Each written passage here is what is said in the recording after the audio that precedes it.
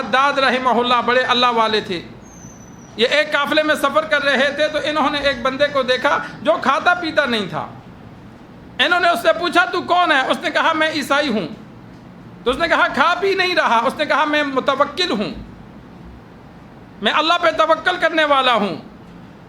انہوں نے کہا میں بھی تو متوکل ہوں، اللہ دے تو کھا لیتا ہوں، نہ دے تو اللہ کی عبادت پہ لگا رہتا ہوں.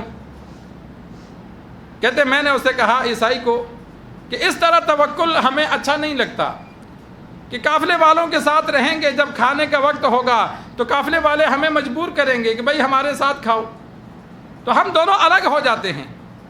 عیسائی نے کہا لیکن ایک شرط ہے، کسی بھی آبادی پہ جائیں گے تو مسجد نہیں جائے گا، میں اپنے گرجے نہیں جاؤں گا. عام جگہ پہ عبادت کریں گے، تو مسجد جائے گا، لوگ تیری خدمت کریں گے، میں گرجے جاؤں گا، میری کریں گے.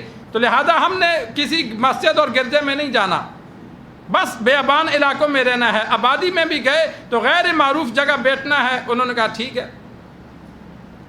ایک دن رات عبادت کی، شام کو کالا کتا کھانا لے کر آیا، عیسائی کے آگے رکھا اور چلا گیا. عیسائی نے کھا لیا، مسلمان کو پوچھا بھی نہیں. دوسرے دن تیسرے دن ایسا ہوا. چوتھے دن اللہ والے عبادت کے لیے عشاء کے بعد کھڑے ہوئے تو عبادت کر کے فارغ ہوئے تو ایک نورانی چہرے والا بندہ عمدہ لباس میں کھانا لے کر آیا، پانی لے کر آیا، پھل لے کر آیا اور بزرگ کے سامنے رکھ دیے، یہ آپ کے لیے کھانا ہے. انہوں نے کہا، عیسائی کی طرف اشارہ کیا، اسے دے دو. 3 دن کھایا پیا کچھ نہیں. انہوں نے کہا اسے دے دو، مجھے ضرورت نہیں ہے. پھر دوبارہ عبادت میں لگ گئے. کافی دیر عبادت کی تو دیکھا وہ عیسائی رو رہا ہے. آیا، اس نے کہا مجھے کلمہ پڑھا لو. اس نے کہا کیوں؟ وجہ کیا؟ اس نے کہا اللہ مجھے کتے کی شکل سے، کتے کی طرف سے روٹی دے رہا تھا اور آپ کو ایک عزت والے انسان نے آ کر روٹی پکڑائی. اور پھر اگلا دیکھو کہ میں خود کھاتا تھا، آپ کو پوچھا بھی نہیں، کیونکہ دونوں کا مقابلہ تھا کہ میں بھی متوکل ہوں، تو بھی متوکل ہے. تو جب انسان مقابلہ کرتا ہے تو دل میں آتا ہے یہ اپنا کھائے نا، میں تو نہیں دیتا، میں دیکھتا ہوں کتنے دن بھوکا رہتا ہے. لیکن آپ 3 دن بھوکا رہنے کے بعد بھی کھانا آیا تو آپ نے میری طرف بھیج دیا، خود نہ کھایا. تو اس کا مطلب یہ ہوا آپ کا دین میرے دین سے اعلیٰ ہے، لہذا مجھے کلمہ پڑھا دو. ابو بکر بن فضل رحمہ اللہ بہت بڑے اللہ والے ہیں. ان کا ایک رومی دوست تھا تو اس سے اکثر پوچھتے رہتے تھے تو مسلمان کیسے ہوا؟ وہ بتاتا نہیں تھا. ہر بندے کے مسلمان ہونے کا کوئی نہ کوئی واقعہ ضرور ہوتا ہے، کسی بات سے وہ متاثر ہو کر اسلام لاتا ہے، تو وہ بتاتا نہیں تھا. ایک دن اس کو مجبور کیا کہ تو بتا تو کیسے مسلمان ہوا. تو اس نے کہا مسلمانوں سے ہماری لڑائی تھی تو بہت سے مسلمان ہم نے قیدی بنائے، پھر میں سخت تھا تو میری ڈیوٹی قیدیوں کو سنبھالنے پر لگ گئی.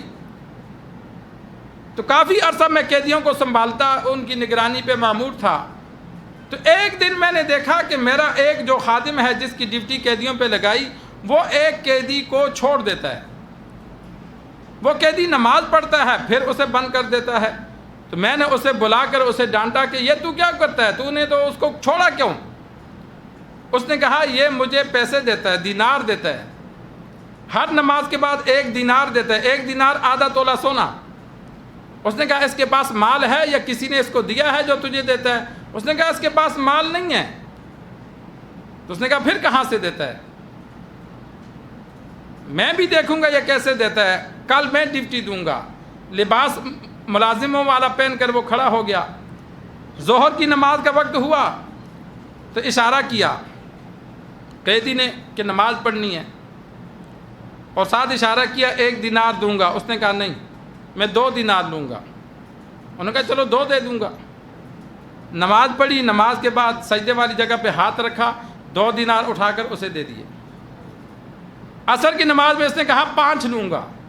نماز پڑھی، نماز کے بعد زمین پہ ہاتھ رکھا، 5 دے دیے. مغرب میں کہا 10 لوں گا.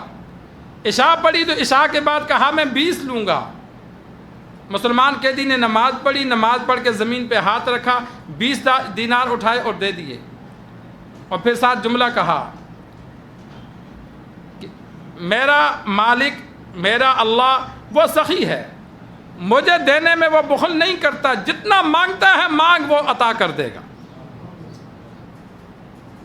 کہتے ہیں رات کو میرے دل میں بڑا قیدی کی محبت پیدا ہوئی، دین اسلام کی محبت پیدا ہوئی، صبح ان کو میں نے چھوڑا تو قیدی نے جاتے ہوئے مجھے یہ دعا دی کہ جو دین اللہ کو سب سے زیادہ پسند ہے اللہ تیرا خاتمہ اس دین پر کرے،